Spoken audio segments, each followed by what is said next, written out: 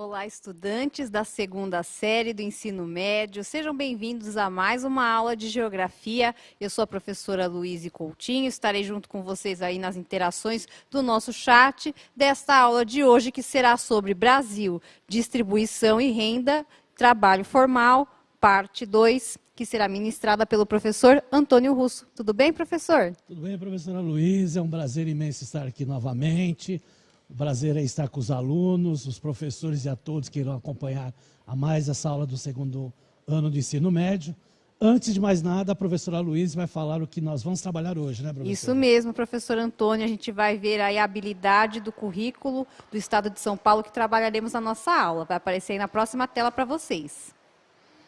A nossa habilidade de hoje é analisar a situação das famílias brasileiras com relação à distribuição de renda e a inserção destas no mercado de trabalho, temas e conteúdo, dinâmicas sociais. Nós teremos agora a apresentação de um vídeo para a gente iniciar a aula de hoje, que é: pequenas empresas geram quase metade dos postos de trabalho formal. Vamos acompanhar?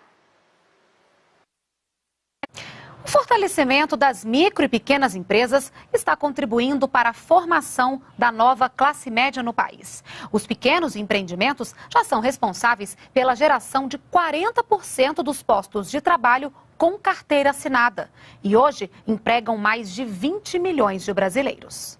Ele soube enxergar uma boa oportunidade para abrir o próprio negócio. Há 13 anos, João Márcio montou esta lavanderia e se transformou em pequeno empresário. E com a prestação de serviço bastante orientada em assessorias e tudo mais, nós buscamos um profissionalismo e conseguimos realmente nos manter no mercado e manter-se presentes até hoje no mercado em bom termo. De 2009 para cá, o mercado de serviços aqueceu. Então decidiu abrir outra loja. Contratou 15 novos empregados. Hoje, as duas lavanderias contam com 29 funcionários. Na verdade, são um sustento com toda certeza, se não único, mas um sustento no mínimo de 50% dos seus familiares, de suas famílias. Pequenos empresários como João Márcio contribuem para o crescimento da nova classe média brasileira. Eles têm boas ideias, vontade de trabalhar e ainda geram empregos. Além de roupas, brinquedos para meu filho, né? Gasto comigo também e assim consegui algumas coisas que eu tinha vontade, tipo uma máquina de lavar, algum utensílio para o lar, né? Esse é o perfil da nova classe média. Um estudo da Secretaria de Assuntos Estratégicos da Presidência da República revelou que dos 6 milhões de postos de trabalho criados pelos empreendimentos de pequeno porte entre 2001 e 2011, 95% são formais. Para as autoridades, a pesquisa mostrou que a nova classe média é criada com oportunidade de trabalho. Aqueles que estão subindo mais são pessoas pouco educadas, pessoas que não fizeram curso técnico ou têm baixo nível de escolaridade, são pessoas que moram no Nordeste, que moram na periferia das grandes cidades, ou seja, todas as características são de pessoas associadas a grupos tradicionalmente excluídos. Nós temos que divulgar empreendedorismo nas escolas, em todos os lugares, e descobrir quem são aqueles que nasceram para ser empreendedores e não usam o empreendedorismo só como uma estratégia de sobrevivência. Em segundo lugar, nós temos que criar condições para aqueles que têm talento e querem ser empreendedores de efetivamente serem, ou seja, desburocratizar, facilitar a abertura das empresas, facilitar o funcionamento dessas empresas. Terceiro lugar, ter serviços que apoiem o funcionamento dessas empresas. Crédito, qualificação, assistência técnica e, acima de tudo, apoio à comercialização. Isso aí é um padrão normal, né, da questão do trabalho formal, que tem que ter uma geração de investimentos, o que, né, uma coisa vai refletindo na outra. Então, a importância do vídeo é mostrar isso, né? Tendo oportunidade, né, o trabalhador vai buscar e vai correr atrás até, né, de formar aí o seu próprio negócio, né? Com certeza, como foi colocado ali no vídeo, né? O empreendedorismo não só como uma forma de sobrevivência imediata, né? uma coisa emergencial, mas um projeto de vida mesmo para as pessoas. Exatamente. Para dar, então, continuidade a essa aula aí que nós começamos aí a parte 1 sobre a questão aí do trabalho formal, dos conceitos, vamos ver aí os conceitos e definições aí. Então, acompanhem na tela. Pessoas em idade para trabalhar. Pessoas com 14 anos ou mais de idade na data de referência. Condição de ocupação. As pessoas em idade para trabalhar são classificadas quanto à condição de ocupação na semana de referência em ocupadas e desocupadas. Né? Lembrando que, né, esses dados que a gente referencia para vocês é do PNAD, né, que é a Pesquisa Nacional por Amostra de Domicílios Contínuos. E os dados que nós vamos mostrar para vocês aí na aula de hoje é referente ao primeiro trimestre de 2020. Ou seja, é antes da pandemia. Então, né, foi janeiro, fevereiro e março desse ano. Só para vocês terem aí uma referência, né, sobre os dados que nós vamos informar para vocês aí. Na próxima tela vai mostrar aí o que são pessoas ocupadas. Então acompanha aí. São classificadas como ocupadas na semana de referência aquelas que, nesse período, trabalharam pelo menos 1 hora completa e foram remuneradas em dinheiro, produtos, mercadorias ou benefícios, moradia, alimentação, roupas, treinamento, entre outros, ou em trabalho sem remuneração direta, em ajuda à atividade econômica de membro do domicílio ou parente que reside em outro domicílio, ou ainda as que tiveram trabalho remunerado, da qual estavam temporariamente afastadas nessa semana. Então, pessoas ocupadas nessa pesquisa, né, foi tratada de pessoas que pelo menos receberam 1 hora durante essa semana por algum serviço específico que fez. Tanto em trabalho formal, que é aquele trabalho registrado em carteira, como trabalho informal, que é aquele que não tem registro em carteira, né, e faz aqueles trabalhos, né, como autônomos, né, ou aqueles trabalhos que diários ou em alguns dias, né, mas que pelo menos recebeu por 1 hora desse trabalho nessa semana que foi feita essa pesquisa. Certo? Vamos continuar aí com a informação. Então, vamos lá, acompanha na tela. Consideram-se como ocupadas temporariamente afastadas de trabalho remunerado aquelas que não trabalharam durante pelo menos 1 hora completa na semana de referência por motivo de férias, folga, jornada variável ou licença remunerada, em decorrência de maternidade, paternidade, saúde ou acidente da própria pessoa, estudo, casamento, licença-prêmio, entre outros. Então, considerando-se aí essa relação de pessoas ocupadas na semana da pesquisa, mas que pessoas que estavam afastadas por algum motivo. Então, elas são ocupadas, mas estavam afastadas. E, para finalizar, né, nós temos aí, acompanha na tela, além disso, também foram consideradas ocupadas aquelas afastadas do trabalho por motivo diferente dos já citados, desde que o período transcorrido do afastamento tenha sido inferior a 4 meses, contados até o último dia da semana de referência. Então, todas as pessoas que foram aí consideradas nessa pesquisa que a gente viu, né, elas são pessoas ocupadas, ou estavam trabalhando e ganhando 1 hora do serviço, ou estavam afastados por algum motivo, né, até 4 meses do seu trabalho.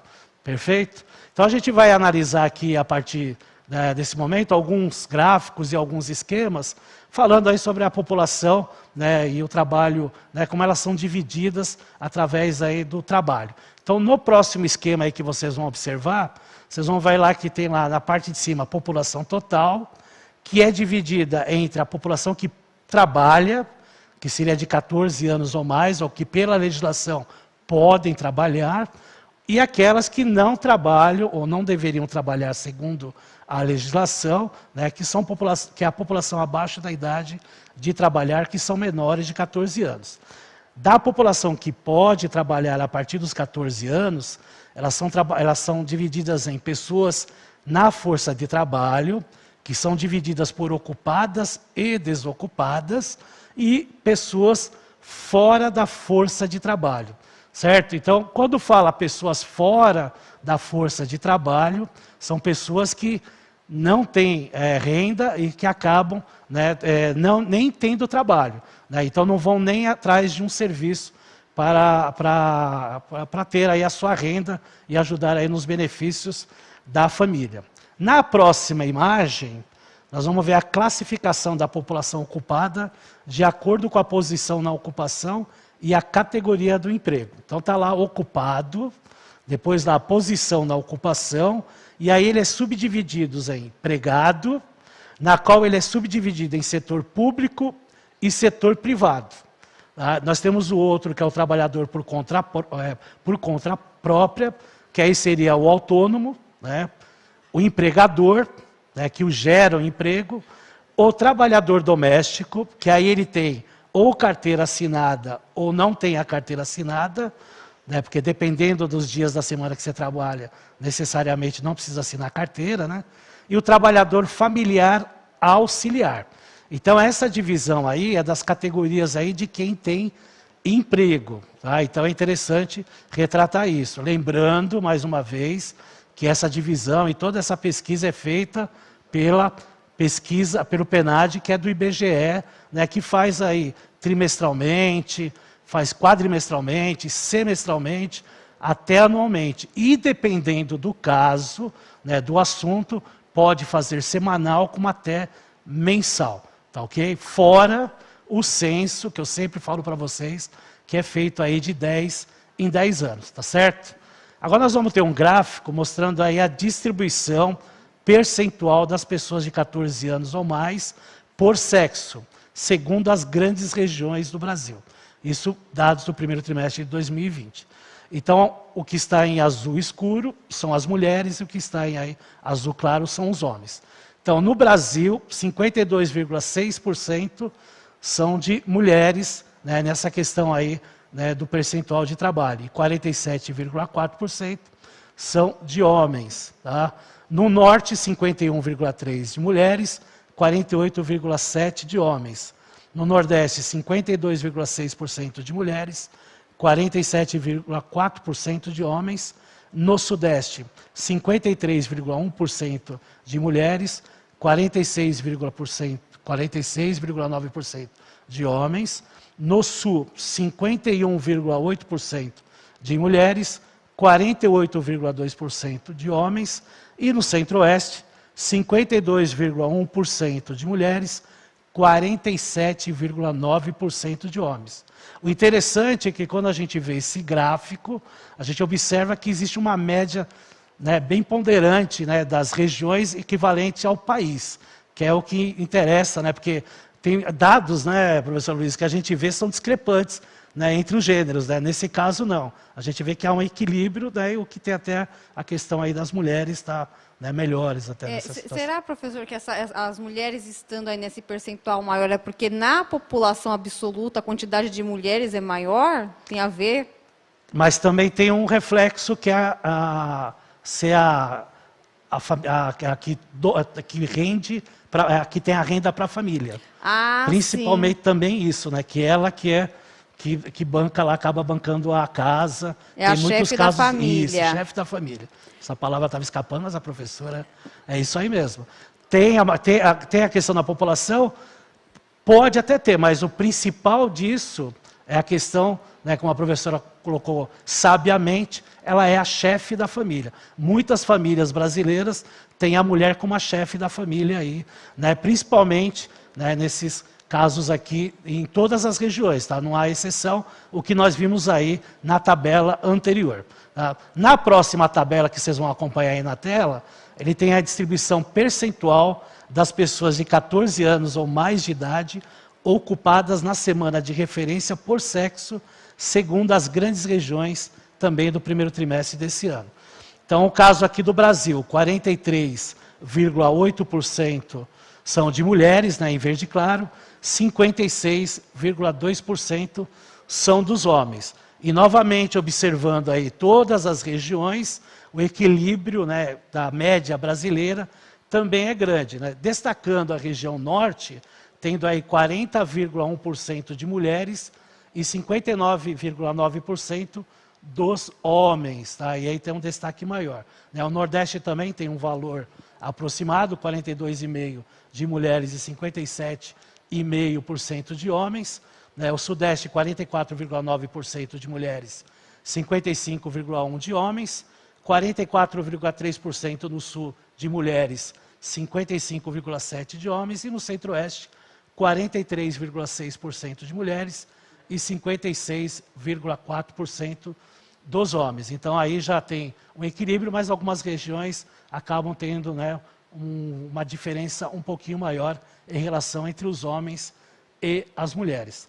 No próximo gráfico que vocês vão acompanhar aí, é o nível de ocupação em porcentagem na semana, né, das pessoas de 14 anos ou mais de idade por sexo, segundo Brasil e grandes regiões.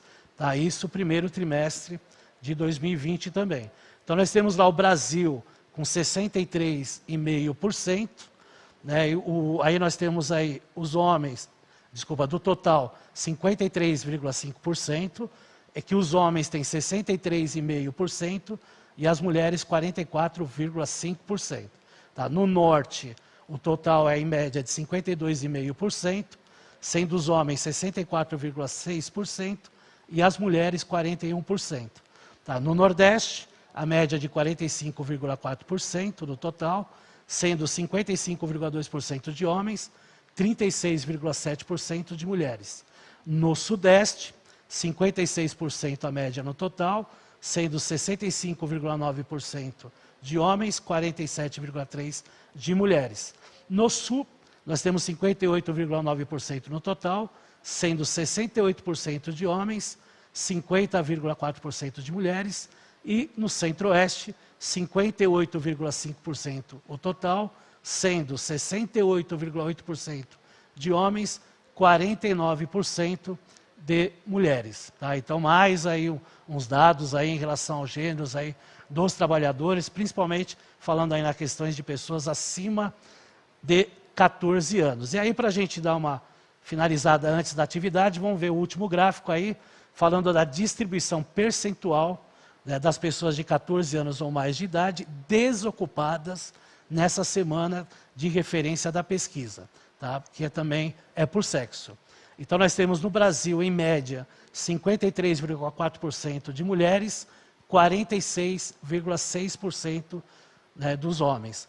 No Norte, 53,2% são de mulheres, 46,8% de homens. No Nordeste, 49,9% são de mulheres, 50,1% de homens. No Sudeste, 54,7% de mulheres, 45,3% de homens. No Sul, 56,3% são de mulheres, 43,7% de homens. E no Centro-Oeste, 56,3% de mulheres e 43,7% de homens. Ah, então veja que os números, né, são bem equivalentes, né, só com alguns dados aí que acabam tendo diferenças um pouco a mais, mas que na média, essa questão do trabalho por gênero, eles são bem equilibrados aqui no Brasil. Exatamente. Agora que a gente já avaliou vários gráficos, o professor Antônio fez a análise junto com vocês, agora vão inverter essa sala de aula, né, professor? Os estudantes é que vão analisar um gráfico para nós. Dá uma olhadinha na atividade que vai aparecer na tela. Pessoal, vocês vão observar o gráfico e identificar a região com maior porcentagem de pessoas de cada faixa etária em idade para trabalhar. Nós temos 5 grupos de faixas etárias e vocês vão ter que apontar a região. Então, são 5 respostas, tá bom? 2 minutos, a gente volta.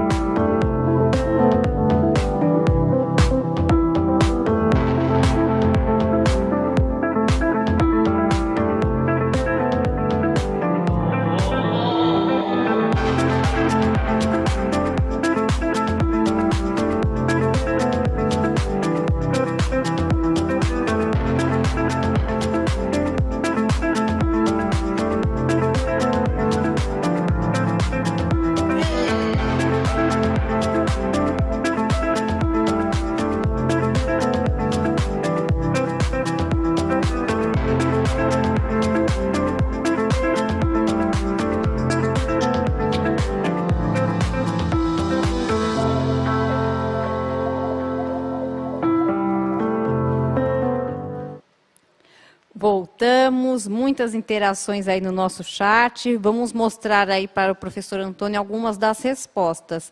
O aluno Matheus, o Tiago, o Carlos Henrique e o Gustavo responderam norte, norte, norte, centro-oeste, sul. É isso mesmo, professor Antônio? Então vamos lá, vamos acompanhar, né?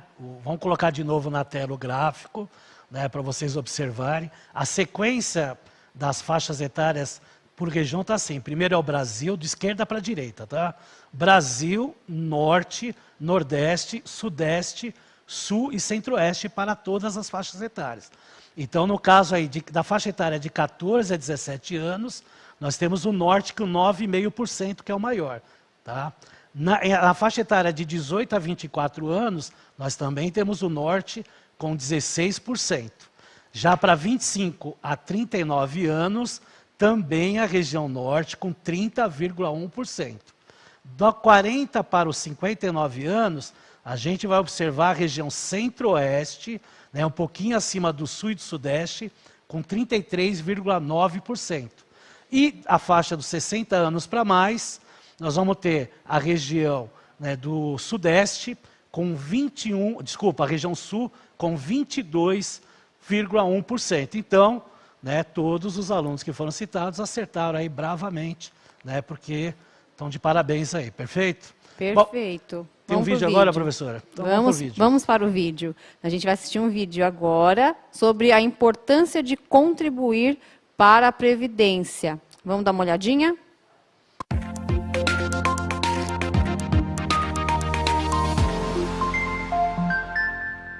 A Previdência Social é um seguro social completo, prevê uma série de benefícios para os momentos de dificuldade de todos os trabalhadores. Prevê cobertura em caso de doença, prevê cobertura para os parentes e dependentes em caso de falecimento, prevê a aposentadoria tanto em caso de impossibilidade de trabalho como no caso de velhice. Então essa é a importância de se contribuir para a Previdência, para que o trabalhador se previna em todos os infortúnios que ele tem na vida laboral dele, e é um dos seguros mais importantes que existem no Brasil.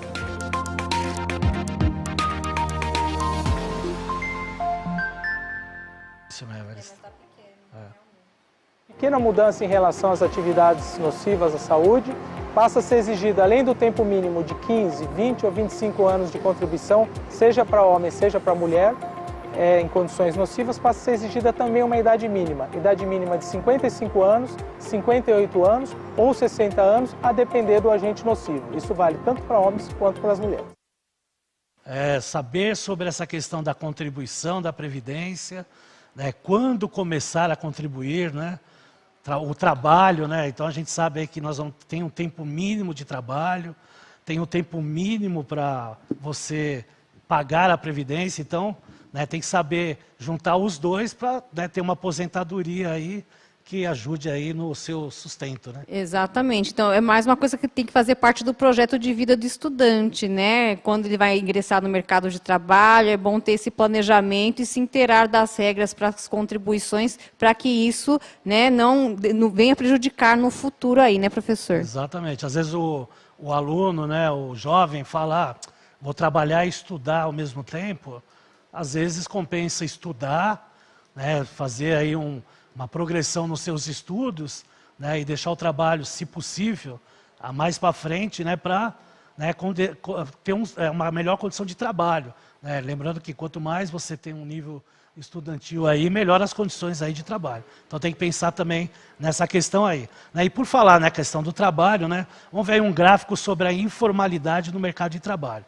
Então vocês vão ver aí, nesse caso aqui é do trimestre de agosto, setembro, outubro de 2018, que fala sobre a questão da informalidade, que é aquele trabalho sem registro. Então nós temos aqui 38,2 milhões de trabalhadores informais, sendo que 41,2% de 92,9 milhões são ocupados, né, para vocês aí terem essa ideia. 11,63 milhões empregados sem carteiras do setor privado, que é 30,4%. Aí nós temos 4,45 milhões de trabalhador doméstico sem carteira assinada, o que dá 11,6%. Nós temos embaixo lá 18,99 milhões com conta própria sem CNPJ, ou seja, aquele trabalhador que trabalha por conta própria. Aí nós temos do lado esquerdo lá 2,25 milhões de trabalhador familiar auxiliar, que são 5,9%, e para finalizar, 919 mil são empregador sem CNPJ, 2,4%. É aquela pessoa que tem um comércio, tem uma empresa, mas não tem CNPJ, ela até gera até emprego, mas ela não tem CNPJ aí, então acaba sendo também um trabalho informal, mesmo ele sendo aí, vamos dizer assim, um pequeno empresário. Perfeito? Vamos ver o próximo gráfico aí para vocês acompanharem. Perfil dos desalentados do terceiro trimestre de 2018.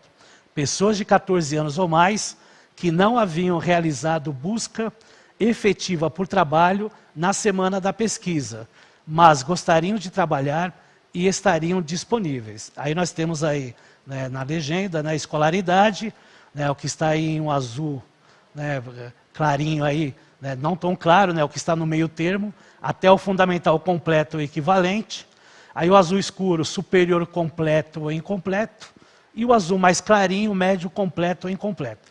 Então 60% dessas pessoas de 14 anos ou mais, que não buscaram um trabalho efetivo durante aquele trimestre, né, são de pessoas que têm até o fundamental completo ou equivalente, ou seja, têm até o 9º ano. Né? Os 34% são de superior completo ou incompleto, e os 6% até que tem lá o ensino médio completo ou incompleto. Então vejo que há uma discrepância bem grande, né, dos valores que foram colocados na questão do nível de escolaridade dessas pessoas, né, que não haviam buscado nesse período trimestral, né, um trabalho efetivo. Né? Então a grande maioria aí, né, tem lá a questão do ensino fundamental, né, no seu ensino, né, que ainda nesse país é a grande maioria aí, tá ok? Vamos ver o próximo gráfico. Né? No próximo gráfico a gente vai ver aí o perfil dos desalentados, Brasil, terceiro trimestre de 2018, pessoas de 14 anos ou mais, que não haviam realizado busca efetiva por trabalho na semana da pesquisa, mas gostariam de trabalhar e estariam disponíveis. Então nós temos lá 4,77 milhões de desalentados, a maioria é formada por pretos e pardos, né, segundo aí o IBGE, 73%, e por pessoas que possuem até o fundamental completo equivalente, 60%. Então, mostrando lá, vendo lá o gráfico, né, nós temos lá os 73%, né, os 26% de brancos, né, e 1% de outros aí na questão da cor. Tá, aqui também é outra questão aí que ainda, né, nós estamos, né, tentando melhorar aqui nesse país, né, e aos poucos, né, a questão da escolaridade, a questão do gênero, né, professor, a questão da cor, isso aí acaba, né, já foi pior, mas ainda pode dar uma melhorada, né? Pode dar uma melhorada, e que fica esse gráfico, esses dois gráficos que o professor mostrou, deixam muito claro a importância do estudo, de se concluir os estudos. Como o professor falou agora há pouco, às vezes o estudar vai te garantir no futuro uma colocação num trabalho de maior qualidade, um trabalho onde você vai estar amparado lá por uma carteira assinada, né? Então vocês vejam que do grupo dos desalentados, o percentual de pessoas de baixa escolaridade é muito grande, e infelizmente alguns grupos da sociedade ainda estão tão vulneráveis que até o acesso à educação é complicado para esses grupos aí. Então, na realidade, esse aí é um problema aí, lógico, com a pandemia ela acabou dando um agravante maior, né? Principalmente porque ela começou em março e nós já estamos no mês de outubro, então praticamente esse ano 2020 aí pouco se pôde fazer nesse sentido, né? E ainda estamos nessa incógnita. Então vamos ver se as coisas aí melhoram, principalmente aí em 2021.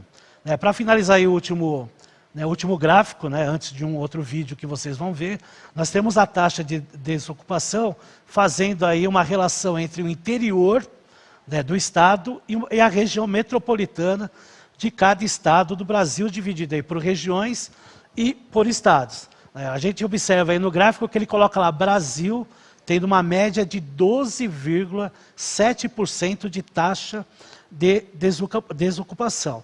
E observando aí pelo gráfico, né, de todas as regiões aí, o desemprego no interior é menor que nas regiões metropolitanas, capitais, exceto em Alagoas, Rio Grande do Norte, Goiás e Mato Grosso do Sul. Né, porque existe essa relação, né, quanto maior, né, for a captação, né, do grande centro, né, se ele não tiver esse retorno, principalmente de ocupação de emprego, vai ocasionar o quê? Uma taxa maior de desemprego.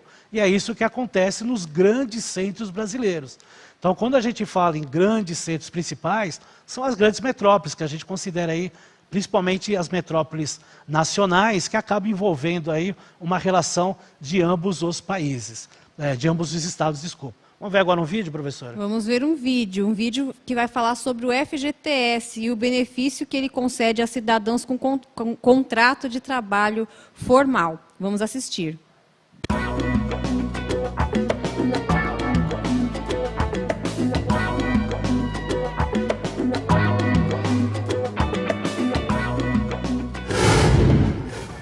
O Fundo de Garantia por Tempo de Serviço, o FGTS, foi criado há 45 anos pelo governo federal para proteger o trabalhador demitido sem justa causa. Quem trabalha com carteira assinada tem direito ao FGTS. E você sabe para que ele serve?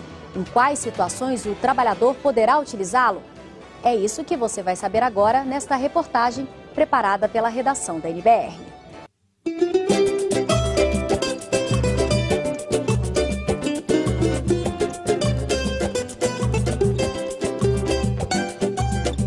A casa própria era um sonho que parecia distante para o motorista Alan, mas há aproximadamente 5 anos ele conseguiu um financiamento pela Caixa e comprou um imóvel em Valparaíso, cidade goiana a 40 quilômetros de Brasília. O Fundo de Garantia ajudou a quitar algumas prestações. Após a minha demissão de uma empresa, eu peguei esse FGTS e pensei, vou pegar esse FGTS e vou adiantar as parcelas para frente, porque é o tempo de eu conseguir um emprego.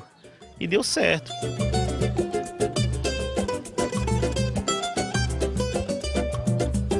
Saímos de um aluguel e compramos aqui.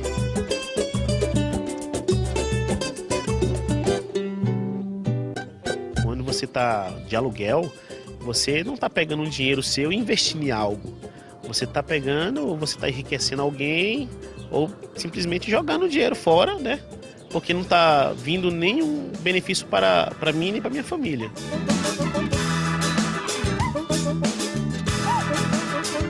O FGTS é um direito de quem trabalha com carteira assinada, dos trabalhadores rurais, temporários e dos atletas profissionais. Todo mês, o empregador deve depositar o equivalente a 8% do salário na conta de fundo de garantia do empregado. Esse valor é atualizado com juros e correção monetária, e se o trabalhador é demitido sem justa causa, ele recebe o FGTS. O fundo também pode ser usado para a compra de um imóvel para residência. Para alguém se beneficiar das políticas de habitação, das linhas de habitação, aquisição de casa própria com recursos do fundo, então deve ser observado a renda, né, que o recurso privilegia aqueles trabalhadores com menor renda, e os valores também do imóvel, né, para que o FGTS não perca sua finalidade social. O trabalhador pode consultar o saldo do FGTS pelos extratos emitidos pela Caixa a cada 2 meses, nos terminais da Caixa com o cartão cidadão e agora também por mensagens enviadas ao celular. Mais recentemente, a Caixa lançou um serviço chamado SMS, né, que se constitui no envio de mensagens eletrônicas diretamente para o celular do trabalhador que aderir a esse novo serviço, né, e com isso a gente ganha mais tempestividade na informação, né, e o trabalhador passa a ser um grande fiscal da sua própria conta vinculada.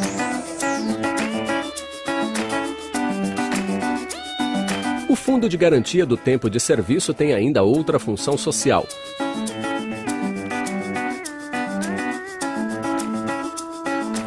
Os recursos do FGTS também são investidos em ações para aumentar a oferta de água tratada, coleta e tratamento de esgoto. e em obras de energia e de construção ou reforma de empreendimentos de infraestrutura em rodovias, portos e ferrovias.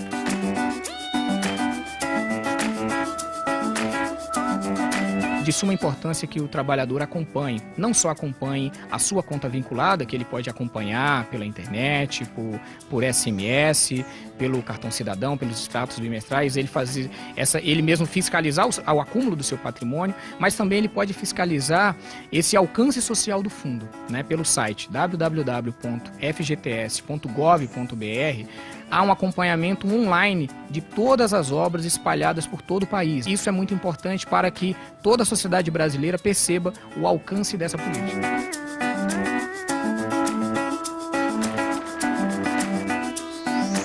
Todo sonho de todo brasileiro é pelo menos ter a casa própria, né? Depois o emprego, passar num concurso público ou ter um próprio negócio.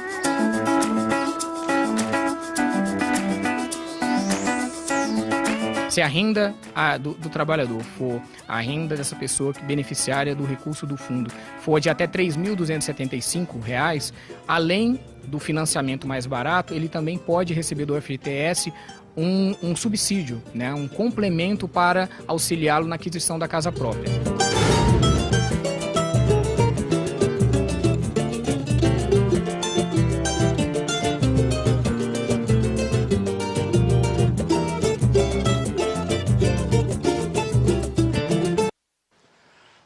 Bom, é isso aí, né, pessoal? É interessante aí sempre estar sabendo aí dos direitos aí do trabalhador, porque são vários aí os direitos e muita gente desconhece um deles aí, o Fundo de Garantia. A aula já está acabando, infelizmente, né, mas vamos ver aí uma tela aí do Saiba Mais para vocês, para quem tiver interesse em ter mais informações aí dessa pesquisa que foi passada para vocês, que sempre a gente passa aqui uma parte delas, printe a tela. Aí está aí o link aí da pesquisa aí nacional por amostra de domicílios contínuo, que faz parte aí do IBGE, primeiro trimestre de 2020, que foi a última parte, porque depois veio a pandemia. Perfeito? Então, foi muito bom estar aí com vocês aí mais uma vez, espero ter apreciado. Na próxima semana estaremos aqui, vamos fazer uma revisão aí do bimestre para vocês. Então, até a próxima, obrigado aí por tudo. Obrigado, professora Luiz, por mais uma vez estar participando aí da aula de Geografia. Muito obrigada, professor Antônio, pela oportunidade e também agradecendo a todos os estudantes e professores que prestigiaram a nossa aula de hoje. Deixo aí a recomendação para que vocês avaliem a nossa aula. Então, está aparecendo na tela um QR Code e um link onde vocês poderão acessar a pesquisa e contar para a gente o que vocês acharam da aula que vocês acabaram de assistir aqui no Centro de Mídias. Bom final de semana para todos vocês e até a nossa próxima aula. Tchau, tchau. Tchau, pessoal.